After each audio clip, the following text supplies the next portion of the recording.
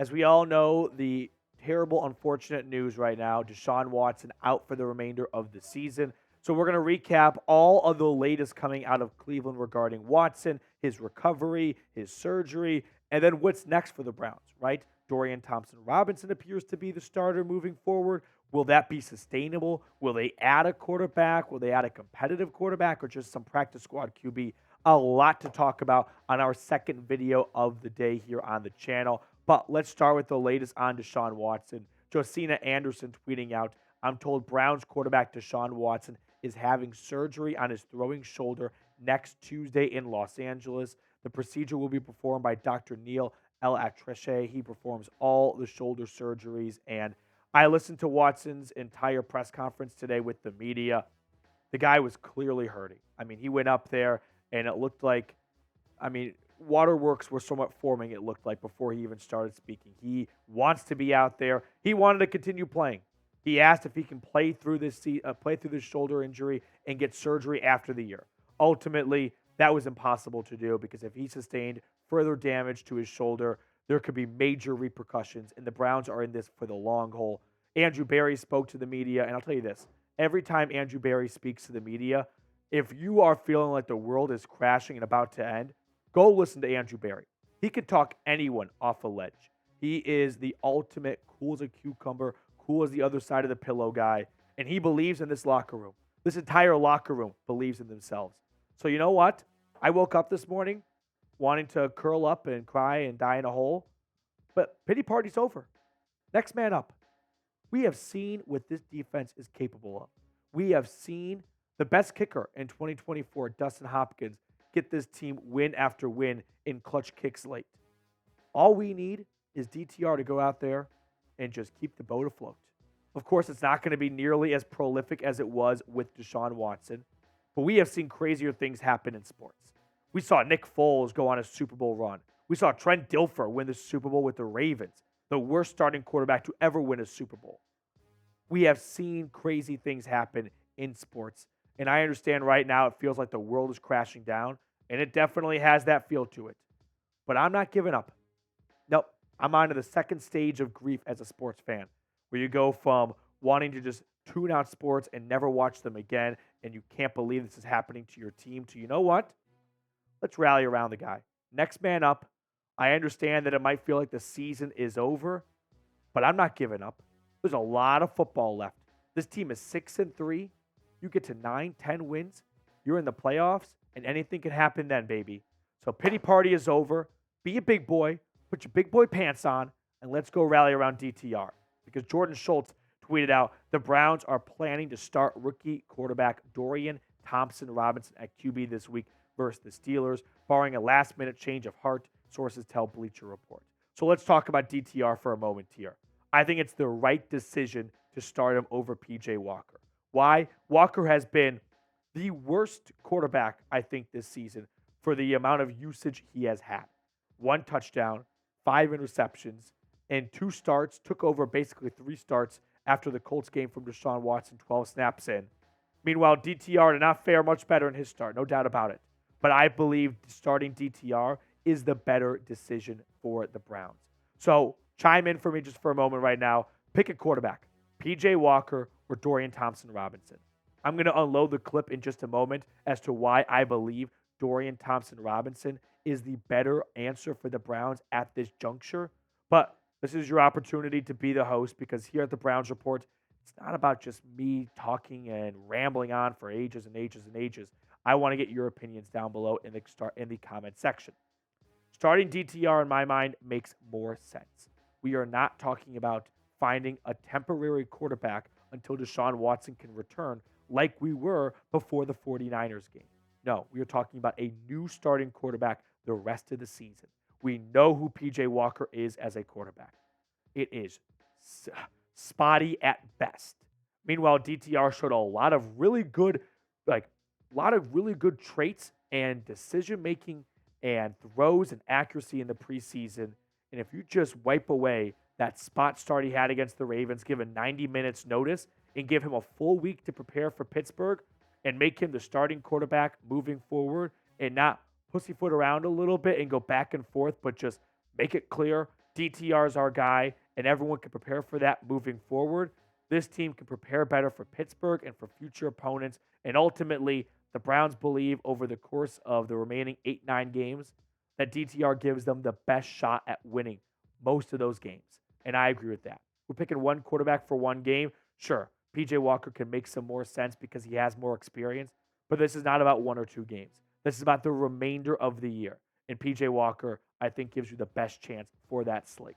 Now, before we talk more about Walker and some other news and rumors, really quickly, our friends over at Prize Picks have an awesome deal for the dog pound. Because if you want to play the most exciting daily fantasy sports, go to Prize Picks. You don't have to battle thousands of other players like pros and sharks. All you do at Prize Picks is pick more than or less than on 2 to 6 player stat projections.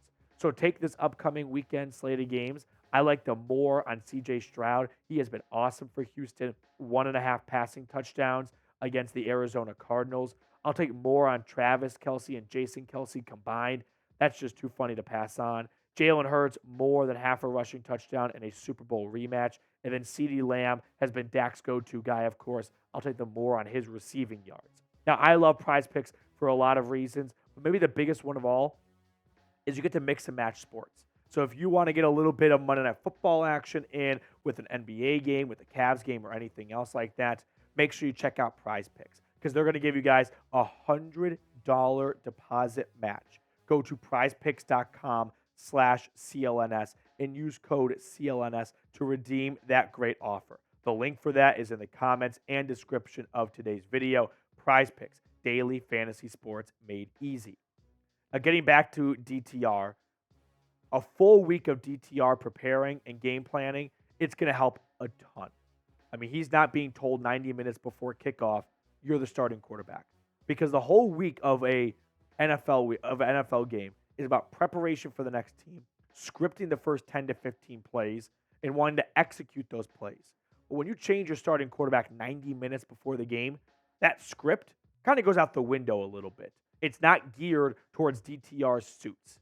Now, I understand that there is going to be a lot of chatter over the next few days about adding a veteran quarterback, right? And the Browns and Andrew Berry themselves said the Browns are going to add a quarterback.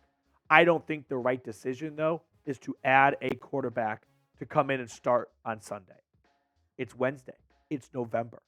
You add a quarterback right now, he's going to come in. He's not going to know any of the plays. He's not going to know what they're trying to do offensively. And sure, you may get some nice magical moments like Josh Dobbs did with the Vikings, or even Baker last year when he flew to LA and played for the Rams against the Raiders. But more often than not, you get a quarterback who has no idea what you're trying to do offensively, and it's just going to be a bit of a disaster. Whereas DTR knows what the offensive game plan is, knows how to execute in this offense, has been with this team since April. At least in the short term, DTR is your guy. Now, the big question that people are also going to be asking is, Andrew Berry, did he make a big mistake moving on from Josh Dobbs back in August and then not bringing Dobbs back before the NFL trade deadline? Let's kind of run through the 2 decisions he made. First, let's go back to August. Let's go back in time for a moment. A lot of teams passed on Josh Dobbs. Josh Dobbs was not some, prize pig that everyone was looking for. Now, Josh Dobbs was with the Steelers, the Jags, the Browns. Then he went to the Lions. Then he went to Tennessee. And then he went back to the Browns. And then he went to the Cardinals. Josh Dobbs went all over the place. Almost a quarter of the league had their hand with Josh Dobbs. And they let him go. So credit to the Vikings and Dobbs for going on a really impressive 2-game run right now. But that's all it is, a 2-game run. And I don't want to take anything away from Dobbs, but we know in the NFL, it's a week-to-week league, right? You're on the top of the mountain at one point, and then you're Bailey Zappi at the next point, and you're not even making the Patriots 53-man roster out of the gate to start the year. So let's just slow down a little bit on Josh Dobbs. All of a sudden is going to be an incredible quarterback.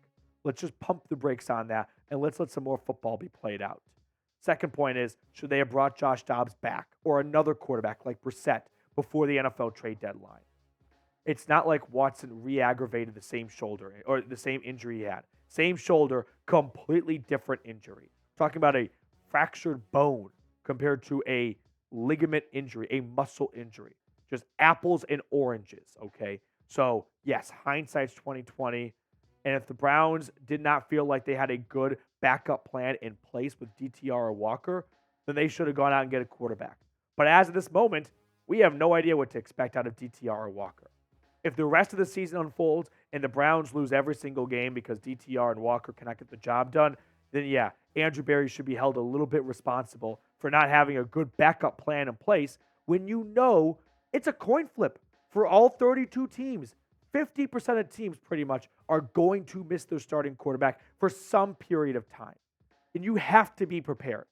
And Barry took a big risk moving on from Dobbs for Dorian Thompson-Robinson to be the backup back in August. And then he had a chance to maybe undo what could have been a potential mistake by bringing him back or bringing someone else back, but ultimately decided to stick with his guys. And we'll see how that plays out and how that works out. For now, it's impossible to judge, but I don't think anyone back in August was having a crystal ball saying Josh Dobbs is going to be a great quarterback in November. I mean, if you're thinking that right now, ask yourself back in August, were you asking for DTR to be the backup over Dobbs? Because we can go back and look at receipts. I look at the YouTube comment section after every video, and there are a lot of people who wanted DTR to start or be the backup over Dobbs back in August. So if you were one of those people, well, who are you to say they should have held on to Dobbs? None of us saw what was happening to either Watson getting injured or Dobbs having a really good season. Now, before we get on out of here, we are closing in on 28,000 subscribers. If you're looking for a daily Browns YouTube channel and this is your first time stopping by here, consider subscribing to the channel, and we're going to keep you guys in the loop all year long. If I could leave you guys with one thing, it's this. I believe in this locker room. It's fuck the Pittsburgh Steelers time. It's next man up mentality. And it's 7-3 is waiting for us on Sunday. This is the NFL. The season does not stop for anyone. So let's go beat Pittsburgh, and we'll go week to week, baby. Spam F Pitt in the comment sections below if you're with me.